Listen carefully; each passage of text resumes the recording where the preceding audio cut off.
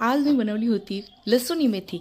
याच्यामध्ये कांदा नाही, टोमॅटो नाही ना, त्याच्यामध्ये मुगाची डाळ ना मसूरची डाळ, फक्त आणि फक्त मेथीचा स्वाद। मस्त असं जिरे मोहरीची फोडणी दिली, त्याच्यामध्ये बारीक धुवून चिरलेली मेथी टाकली, त्याच्यामध्ये मीठ, भरपूर सारं तिखट टाकलं आणि थोडंसं शेंगदाण्याचं कूट, ते तर चवीसाठी लागतंच। तर अशी माझी मेथीची भाजी छान अशा त्याच्या पाण्यामध्ये अशी मस्त शिजून तयार होते। तोपर्यंत मी इथं वरणाची फोडणी करून घेते।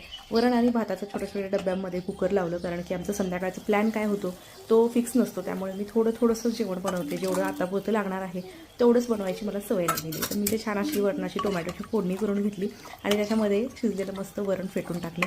तर अशी वरण आणि मेथीची भाजी दोन्ही रेडी आहे। त्यासोबतच मला मेथीच्या भाजीसोबत भाकरी खाण्याची इच्छा झाली होती। मला भाकरी फारशी खावीही वाटत नाही आणि करायलाही आवडत नाही, परंतु कधी कधी असा मूड होतो भाकरी काढायचा, तर त्यासाठी मी छान अशी भाकरी बनवली। तर ती जमली। बघूयात आता कमेंट्समध्ये किती त्याला 10 मार्क्स मिळतील।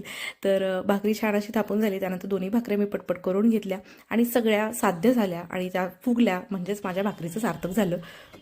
जसं मला कळतं तसं मला स्वयंपाक झाल्याबरोबर सगळ्यात पहिल्यांदा देवांना नैवेद्य दाखवण्याची सवय लागलेली आहे, जी की माझ्या बाहेरूनच आलेली आहे।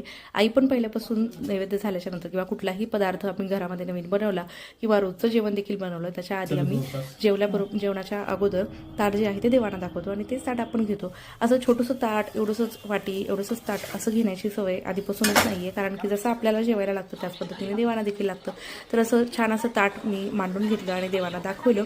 तोच नैवेद्य आम्ही परत ग्रहण करतो। तर छान असं आमचं जेवण झालं दोघांचं। त्यानंतर स्कूल बस आली, पिल्लू आलं। स्कूलमधून आल्यानंतर आमचा मूड थोडासा ऑफ होता, त्याचं कारण काय माहिती नाही, परंतु त्यानंतर त्याला जेवण वगैरे घातलं आणि नंतर किचनची क्लिनिंग आणि आम्ही त्यानंतर संध्याकाळी गेलो फोटोशूटसाठी। फोटोशूट झालं, फोटोग्राफर त्याची तयारी करत होता, तोपर्यंत पिल्लूनं बऱ्याचशा उड्या मारल्या आणि त्यानंतर आमचं फोटोशूट झालं। त्यानंतर संध्याकाळी आम्ही गेलो थोडंसं बाहेर जेवण करण्यासाठी आणि तिथे आम्ही थोडीफार मस्ती केली, भरपूर वाळू आणि खडी खेळली आणि त्यानंतर आमचं जेवण झालं। छान छान ब्लॉग्स बघण्यासाठी चॅनलला फॉलो करा। Okay, bye.